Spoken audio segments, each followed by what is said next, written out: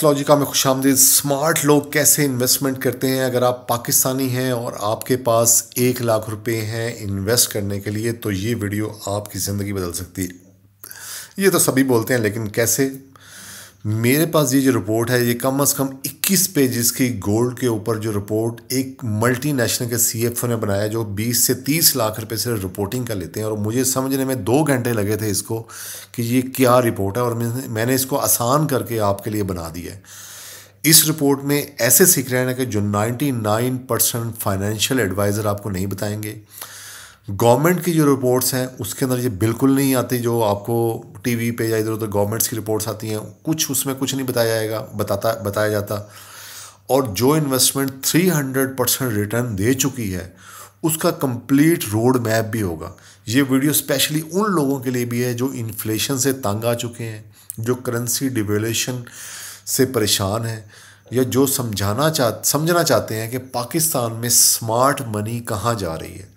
अगर आप serious investor हैं या बनना चाहते हैं तो ये वीडियो एंड तक देख लिए, क्योंकि इसमें जो एग्जैक्ट नंबर हैं, प्रिडिक्शंस हैं, स्ट्रेटजीज़ हैं और सारा एक रोड मैप है, और सीएफओ ने जो एक्सप्लेन भी किया है वो सारा इसके अंदर है, और आपको मैं समझाऊंगा कि ये कैसे काम करती है।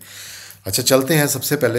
सबसे पहले तो ये एक फॉक्स लॉजिका पे वैसे ये पड़ी हुई है, आप वहाँ से देख सकते हैं, और रिपोर्ट भी पूरी 21 पेजेस के नीचे होगी, वहाँ से आप डाउनलोड भी कर सकते हैं।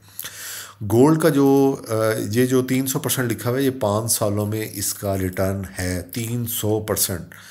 अब 300% का मतलब तो कोई मुश्किल नहीं है, ये कह लें कि आप 3 गुना बढ़ गया, ठीक है।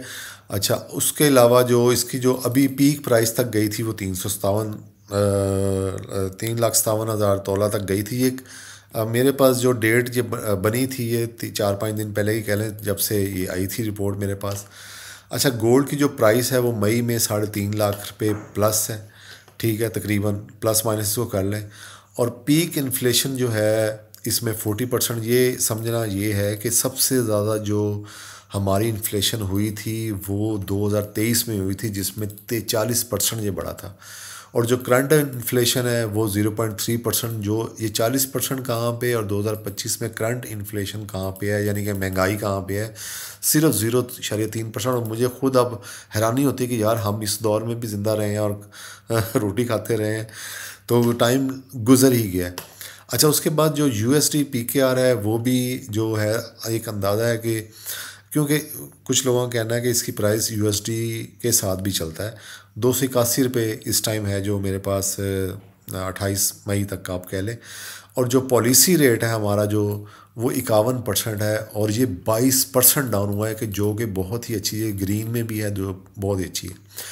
अच्छा, इसके अलावा जो एसेट्स मैं सारा आगे आपको एक्सप्लेन करूँगा, यानी कि आपने कैसे इन्वेस्टमेंट करनी, लेकिन पहले समझ लेते हैं इसको। जो एसेट्स क्लास परफॉर्मेंस है, यानी कि आपके पास अगर गोल्ड होता 24K तो उसमें 300% था रिटर्न। अगर आपके पास डॉलर होते, पाउंड होते, कुछ होता तो 100% था, डबल हो गए। अगर PSX स्टॉक एक्सचेंज में आपके पास होता तो वो 18% है, और ये वेरिएबल भी है, इसमें लॉस भी हो सकता है, फ़ायदा भी हो सकता है। रियल एस्टेट होता तो आपके पास 11 से 18%, और इसने वैसे गेन भी दिया है, 60 से 150% भी दे सकता है। तो ये भी इसमें है एक रियल एस्टेट में, लेकिन ये बाकियों से कम ही है। और फिक्स इनकम जो बैंकों में पैसे रखते हैं वो 14% 15% आपको मिलती रही है पहले, अब तो और कम हो गई है। अच्छा, इसके अलावा जो गोल्ड की जर्नी है वो जनवरी 2020 में 88,000 था सिर्फ, और आज ये सारा लिखा हुआ है, और आज मई में 3.5 लाख प्लस है। इसकी वजह क्या हुई है कि इन्फ्लेशन हुआ है, करेंसी डिवेल्यूशन हुई है, उसके बाद ग्लोबल अनसर्टनिटी हुई है, जो जंगें लग रही हैं, जो ही जंग लगती है। उसके अलावा सेंट्रल बैंकिंग की जो बाइंग है उसकी वजह से भी ये हुई है। अच्छा, अब हम चलते हैं जी की ड्राइव्स के। इन्फ्लेशन क्राइसिस 40% था 2023 में, उसकी वजह से जहाँ से ये सारा क्राइसिस क्रिएट हुआ। और फिर उसके बाद करेंसी जो है वो भी 2023 में कोलैप्स हुई है, ठीक है। 160 से 285 रुपये हमारा डॉलर चला गया। 28% हमारी डिवैल्यू हुई है ये हमारा यानी कि पॉइंट्स थे। और उसके बाद ग्लोबल फैक्टर भी इसमें काम करता है कि रशिया जो ही जंग होगी तो तब भी ये सारा कुछ होगा, तब भी ये गोल्ड का रेट हमेशा बढ़ता था। और इसकी वजह क्या है गोल्ड का रेट बढ़ने का, वो मैं आपको बताता हूँ एंड में कि क्या इसमें एक की टर्म होती है। अच्छा, पॉलिसी जो इम्पेक्ट हुई है जो स्टेट बैंक करता है उसके भी आपको बता दिया। अच्छा, उसके बाद पढ़ लें आप फ्यूचर में क्या होगा। असल जो सारे मेन प्रॉब्लम है कि फ्यूचर में क्या होगा। अगर इसी तरह ही काम चलता रहा तो गोल्ड की जो प्राइस टारगेट है, अगर इसी पेस से चला, ये अगर इसी तरह हमारा सारा कुछ चलता रहा तो 4 लाख से 5 लाख के दरमियान गोल्ड ने चले जाना है, ये जहन में रखें। उसकी वजह क्या है, इन्फ्लेशन है, पाकिस्तानी रुपीस स्ट्रॉन्ग नहीं है बहुत ज़्यादा, ग्लोबल में जो चल रही हैं जंगे शंगे वो हैं, और जो इस वजह से गोल्ड जो है वो आउट परफॉर्म कर सकता है। अगर कुछ स्टेबलाइज रिकवरी हो गई, कुछ बेहतर हो गया हालात, तो फिर ये 3 से 3.5 लाख तक ही रहेगा और उसमें रिकवरी चलेगा, कॉन्फिडेंस रिटर्न होगा, इन्फ्लेशन भी कंट्रोल हो जाएगी। अगर ग्लोबल जो सारी जंगे शंगे यूं ही चलती रही, सब कुछ चलता रहा, तो ये 4,20,00,000 4,20,000 तक चला जाएगा। और इसमें ग्लोबल क्राइसिस मेन इशू है इसका, और उसकी वजह से ये चला जाएगा। अच्छा, इसकी अपसाइड्स हैं कुछ कि high inflation, return on high inflation 15%, inflation से ज़्यादा बढ़ रहा है, सही है, और उसको काट रहा है। फर्दर जो पीकेआर डेप्रिसिएशन है उससे बचेंगे, ठीक है, उससे आपकी ये बचत करवाएगा। और ग्लोबल पॉलिटिकल टेंशन है उसमें जब बढ़े उसकी वजह से होगा। अच्छा, डाउन साइड रिस्क है, सस्टेन इकोनॉमी रिकवरी, हाँ ये नहीं कि ये जर्नलाइज चीज़ें हैं। पॉलिसी जो है वो इधर उधर हो जाएगी या ख़त्म हो जाएगी, यही चलती रही तो ऐसे चलता रहेगा। अच्छा, उसके बाद इन्वेस्टमेंट स्ट्रेटजी है। असल चीज़ तो ये डिस्कस करने वाली है, इन्वेस्टमेंट स्ट्रेटजी क्या है। 2 इन्वेस्टमेंट स्ट्रेटजी है यहाँ पे। एक तो शॉर्ट टर्म है 6 से 12 मंथ में, गोल्ड अगर लेते हैं आप तो 20 से 30% बढ़ेगा, और अगर यूएसडी लेते हैं तो वो 20% बढ़ सकता है। लोकल जो है इक्विटीज़ जो पीएसएक्स है, स्टॉक एक्सचेंज है, वो 20% बढ़ सकता है। फिक्स इनकम है वो 15 से 20% होगी।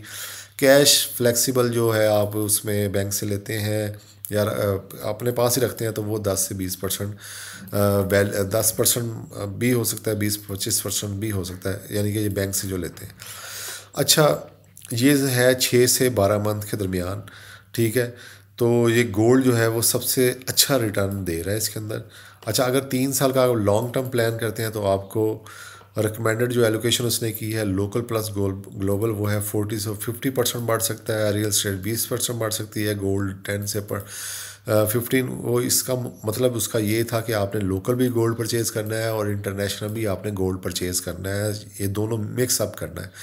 उसके अलावा गोल्ड इंश्योरेंस है 10 से 15% है। गोल्ड उसके इंश्योरेंस में लें, अगर बॉन्ड्स हैं वो ले लें, तो कैश है वो, ये उसने एक दे दिया। और की इन्वेस्टमेंट जो प्रिंसिपल है, मल्टी एसेट्स अप्रोच इसने यूज़ की है, मल्टी करेंसी एक्सपोजर उसने यूज़ किया है, और don't put all eggs in one basket, ये आम से रूल हैं जो हर किसी को पता होने चाहिए। और फ्लेक्सिबिलिटी है, ये आराम से बिक जाता है और रेगुलर इसको बैलेंस भी कर सकते हैं, स्टे इन्फॉर्म एंड एलिजिबल भी हो सकता है। और हेजिंग करेंसी एक्सपोजर, करेंसी की वजह से ये ऊपर नीचे हो सकता है। Stop losses where possible. अच्छा, कंसिडर, ये एक जनरल सी चीज़ें ये आपने पढ़ लेनी। ये गोल्ड की मुकम्मल रिपोर्ट है, लेकिन गोल्ड का एक आपको फिनोमेना बताता हूँ कि गोल्ड की प्राइस कैसे ऊपर नीचे होती है। सी ऑफ गलीली, ठीक है।